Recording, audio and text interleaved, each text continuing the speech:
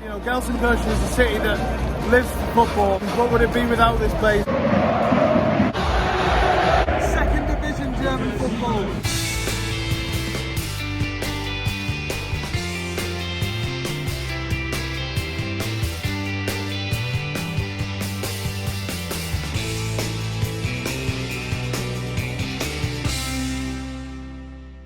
Hello guys, and welcome back to my YouTube channel. Welcome to a very special video. A few weeks ago I was out in Germany in Gelsenkirchen covering a story on Schalke 04, the BBC Sport website. They're one of the biggest clubs in Germany, but in recent times they've fallen into decline and currently find themselves in the second Bundesliga. I was out there at the game against Nuremberg at the Veltins-Arena, and I took my camera along, so a little bit later you'll get to see what the atmosphere was like. But the story of Schalke is a warning to every club in Europe, and a warning certainly to those in Germany as well. Schalke have played in the Champions League and Europa League 15 times out of the last 20 years.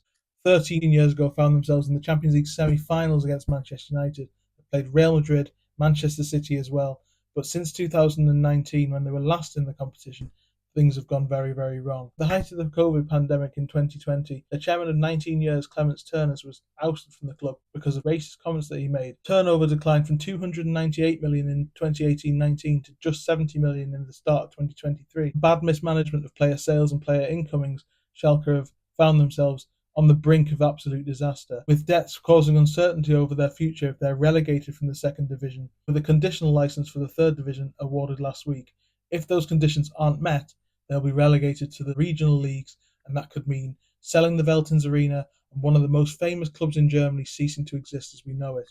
Schalke won the UEFA Cup in 1997 and the German Cup as recently as 2011. They also boast one of the best academies in Germany, with the likes of Leroy Sané, Mesut Ozil, Manuel Neuer and Julian Draxler amongst their own nine. Mismanagement of players including Joel Matip, another academy graduate who joined Liverpool in 2016 on a free transfer, and Leon Goretzka, who again left for free 2 years later to Bayern Munich, contributed to a relegation initially in 2021, bouncing back straight away, but then the second relegation last season, which ultimately led to this precipice. The most important factor in where Schalke find themselves right now is the impact it could have on Gelsenkirchen as a city. Its main industry for years was coal mining. The closure of the mines has had a huge impact on the economy, with an unemployment rate of 12.6%, which is around 10% more than the national average. To reflect their mining history, before the game, Schalke play Die Steigerlied, which is the climbing song, a famous mining song in Germany that represents exactly what the club means to the area and the region. You're in no doubt about how proud the fans and the people of Gelsenkirchen and the surrounding areas are,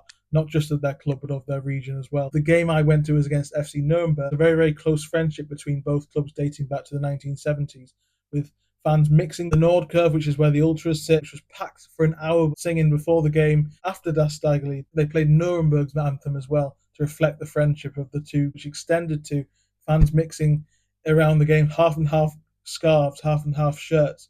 And as I say, it was an incredible experience to witness. Didn't take anything away from the ferocity and noise in the stadium, but apart from the Nuremberg experience, what really stood with me was the fact that the fans stood by the club even though they were in this situation. So over to me now in Gelsenkirchen to show you around the Veltins-Arena and bring you the experience.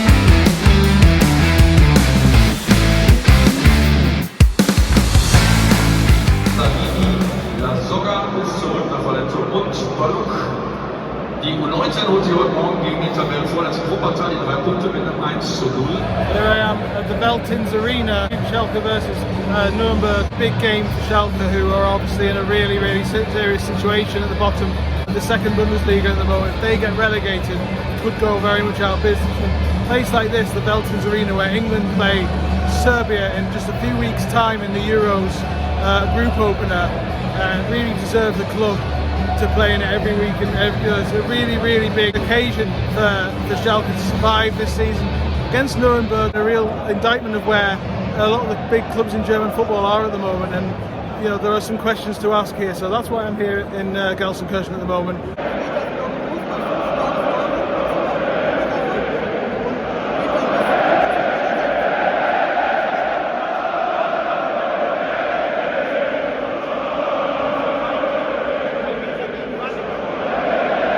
Hour before the game, and the ultras, like at Dortmund as well, right behind the goal. This is the second division. This is a club that's been in the Champions League 10 years ago, 11 years ago, are in the second division now.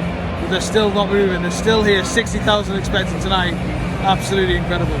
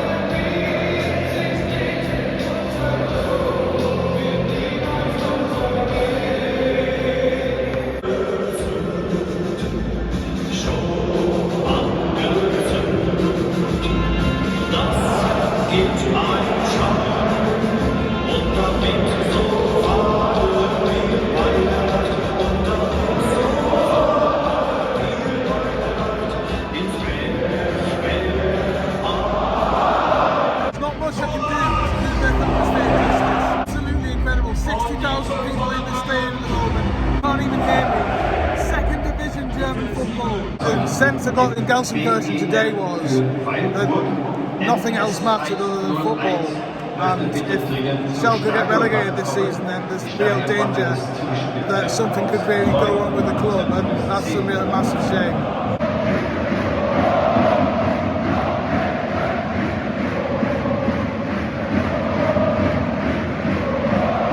Half an hour in and you can really see why Schalke are struggling. Had about 3 chances and should have scored them all. Nuremberg are really good on the break, but you can sort of sense why Schalke are where they are.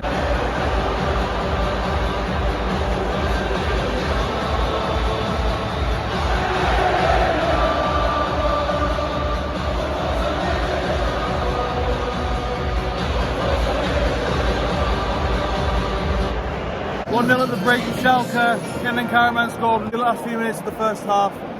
Really good half overall. I thought that Schalke just lacked that goal-scoring instinct before this level. That kind of goal can make such a difference in these games, and it'll be the first victory in 5 games if they manage to secure it, and it could be absolutely huge for to avoid what is a real disaster at the end of the season. If they get relegated at the end of the season, then we could be in a position where they have to sell this, and one of the best atmospheres in Europe generally. I mean, as good as it would be in the Champions League, it's as good as it has been forever. Gelsenkirchen is a city that lives for football, and what would it be without this place?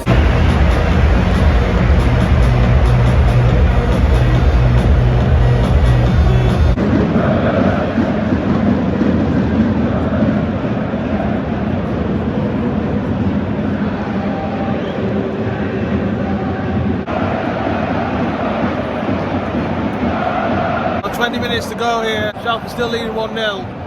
Chances at a premium at both ends, but Schalke have missed a penalty and had a goal disallowed as well. So they are good value for the lead.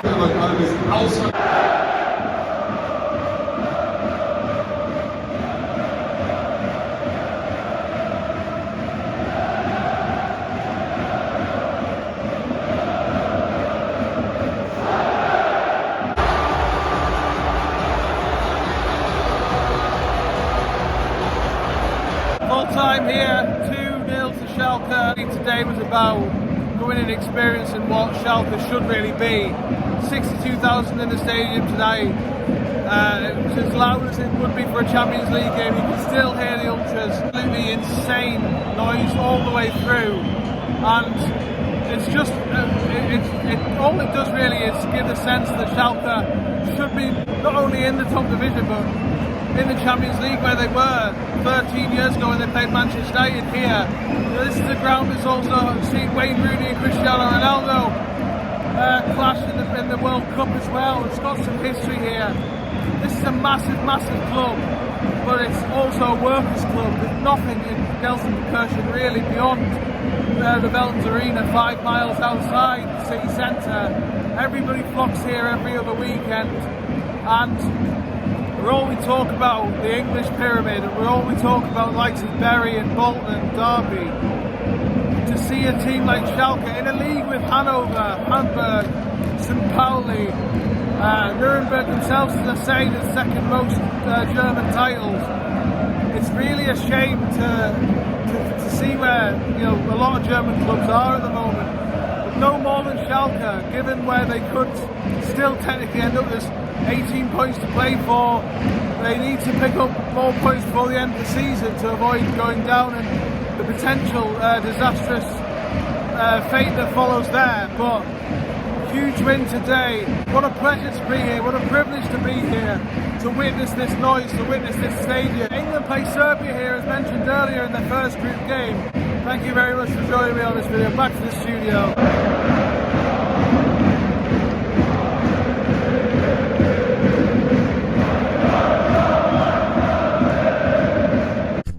How amazing was that?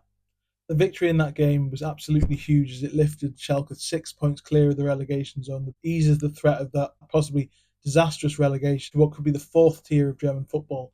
And they've since drawn the next two games away at Elversberg and at home to Fortuna Dusseldorf, who are third in the league and going for promotion. So the problems are easing, but Schalke are not out of the woods yet. If you want to see more mini documentaries like this, please do like, share and subscribe, and I'll see you next time.